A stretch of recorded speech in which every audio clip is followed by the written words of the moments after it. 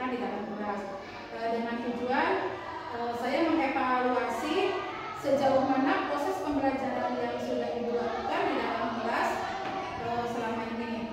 Jadi untuk pertanyaan yang pertama, bagaimana nih perasaan Ibu Uli terkait perjalanan tentang observasi yang Ibu lakukan di dalam kelas selama berlangsung?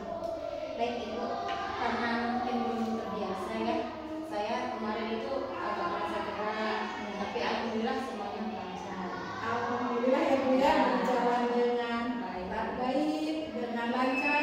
Boleh Bu diceritakan kembali tuh area pengembangan apa saja yang sudah Ibu lakukan di dalam kelas dan langkah-langkah apa dan tahapan-tahapan apa pembelajaran yang sudah Ibu lakukan di dalam kelas? Ya, kalau untuk tahapan saya membuat perangkat pembelajaran, kemudian untuk area pengembangan mungkin dari area pengetahuan dan juga keterampilan. Nah, untuk pengetahuan siswa masuk ke waktu yang sudah dipelajari ketika pembelajaran berlangsung. Tapi untuk keterampilan siswa menuliskan rangkuman materi yang sudah dipelajari. Baik, berarti pengembangan yang sudah Ibu lakukan tentang pengetahuan dan keterampilan Ibu ya? Ya. Menurut Ibu bagaimana area pengembangan yang sudah Ibu lakukan, apakah sudah berhasil atau belum? Menurut saya alhamdulillah sudah berjalan dengan baik, namun mungkin masih ada banyak kekurangan. Baik, jadi Ibu sudah melakukan dengan baik ya Bu ya, berjalan dengan lancar dan sesuai. Dan mungkin juga kata Ibu masih ada kekurangan ya Bu ya. Nah, menurut Ibu apa sih kekurangan atau kendala yang Ibu hadapi pada saat kegiatan berlangsung di kelas? Kekurangan atau hambatan yang sering terjadi tentu yang juga sering merasakan ya. Tapi untuk kemarin itu pembelajaran kemarin masih ada beberapa siswa yang belum berperan aktif karena mungkin masih menambahkan siswa-siswa yang lainnya. Baik, jadi ada beberapa siswa yang tidak terlibat ya Bu ya, atau kurang aktif. Mungkin hanya mengandalkan teman, mungkin seperti itu ya Bu ya. Ya, betul. Nah, kira-kira mengapa hal itu bisa terjadi? Maksudnya mereka kurang aktif atau tidak terlibat dalam proses kegiatan kelas? Ya mungkin dalam pembagian kelompoknya terlalu banyak siswa yang dalam satu kelompok itu terlalu banyak siswa. Dan saya juga kedepannya akan menggunakan pendekatan yang sesuai minat anak. Misalnya saya bagi kelompok berdasarkan gaya minat belajarnya, yaitu auditori, visual dan kinestetik, sehingga anak akan lebih nyaman belajar. Jadi saya akan sesuaikan dengan kenyamanan anak tersebut. Mungkin saya akan melakukan pertanyaan kepada anak tersebut agar menyesuaikan dengan kegiatan yang ada di kelas seperti apa namanya. Jadi itu adalah rencana ke depan Ibu ya Bu ya. Pada saat nanti proses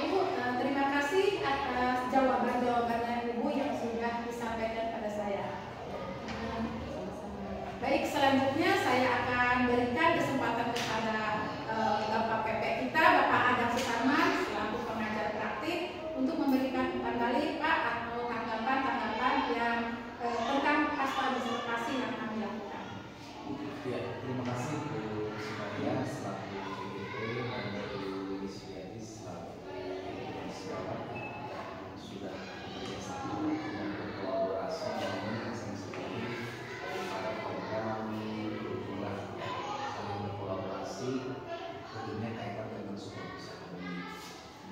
Bagaimanapun juga dalam supervisi akademik itu kan prosesnya tidak satu kali belajar begitu saja, tentu dari satu kali pelaksanaan ini akan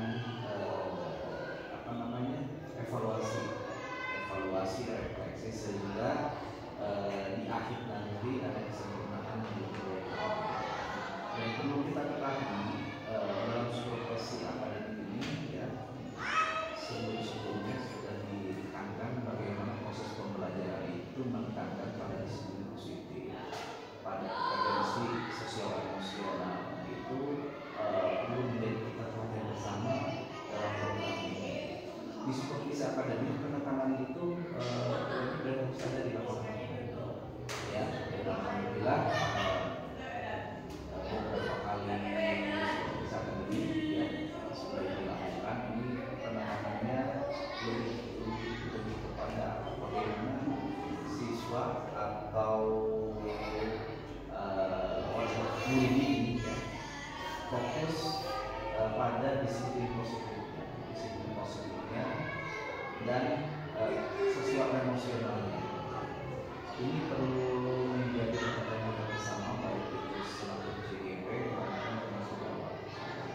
Inilah poin penting yang harus kita laksanakan, harus kita lakukan di lapangan, sehingga proses pembelajaran yang setiap evaluasi itu mengalami peningkatan, sehingga untuk kualitas proses pembelajaran itu siswa bisa merasakannya. Oh, ternyata ada perbedaannya, kita perlu berkuasa itu buat kerja. Inilah yang diinginkan dari program. Terima kasih. Saya ucapkan bismillah dan Budi sudah bekerja sama dan sudah berusaha semaksimal mungkin sehingga proses seperti ujian ini seperti ini. Saya ucapkan selamat dan sukses selalu ya. Yang proses-proses ini terus dilakukan, bukan hanya program ini dilaksanakan, tetapi kesehariannya selalu CGP ya, itu tetap memberikan contoh atau memberikan masukan terhadap yang lain, sehingga masukan-masukan dari CGP dengan guru lain ini ada kesinambungan dan berjalan. Terima kasih Bu Sumari. Sekian dari saya. Assalamualaikum warahmatullahi wabarakatuh. Baik Kakak, terima kasih sudah memberikan umpan baliknya dari agamanya pasca observasi yang telah kami lakukan. Baik, saya akhiri. Wabillahi taufiq wal hidayah.